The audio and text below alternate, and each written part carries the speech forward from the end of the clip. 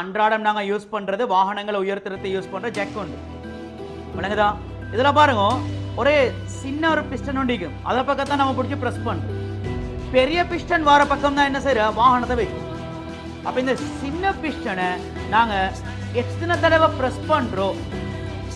அத்தனை தடவை வாகனம் உயராது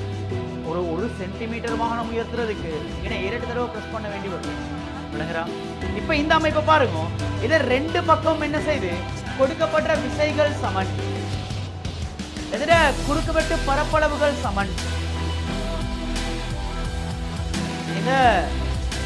ஒரு பக்கம் உள்ளுக்கு போற நேரம் அடுத்த பக்கம் அதே அளவு மேல வரும் ஏன் குறுக்குவெட்டு பரப்பளவுகள் சமன் அதால எவ்வளவு உள்ள போகுதோ அவ்வளவு மேல வரும்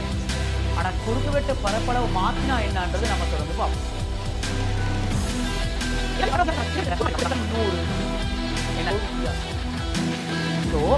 சின்ன பிஸ்டன் பாருங்க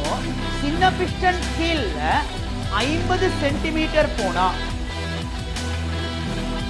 இவரை விட 100 மடங்கு பரப்பளவு அங்கல பெருசே தம்பி எனவே அந்த 50 சென்டிமீட்டர் 100ஆ பிரிச்சு ஒரு பங்கு தான் இவர் மேல போகும் அதனாலதான் வாகனங்களை நாங்க ஜெக் பண்ற நேரம் வாகனங்களை உயர்த்துற ஒரு பக்கம் போ டயரை கலட்டுறதுக்கு இன்னொரு தூரம் உயர்த்துறதுக்கு நீண்ட நேரம் குறிக்க சொல்லி பாசிட்டிவ் கேள்வி இருக்கு உருளைய பிடிச்சு செக் பண்ணி சோ ஒரு பக்கமாக என்ன செய்யும் பிரஸ் பண்ற நேரம் நகரும் எனவே அந்த ஜெக் அப்படியே தூக்கப்படும் பாருங்க இங்கல பக்கமே ஆயில் வந்து யூஸ் ஆகுது இந்த ஜெக் என்ன செய்யுது தூக்கப்படும் நம்ம ரிலீஸ் பண்ணினோம்னு சொல்லுன்னா இந்த வால்வ் அடுத்த பக்கம் மாறும்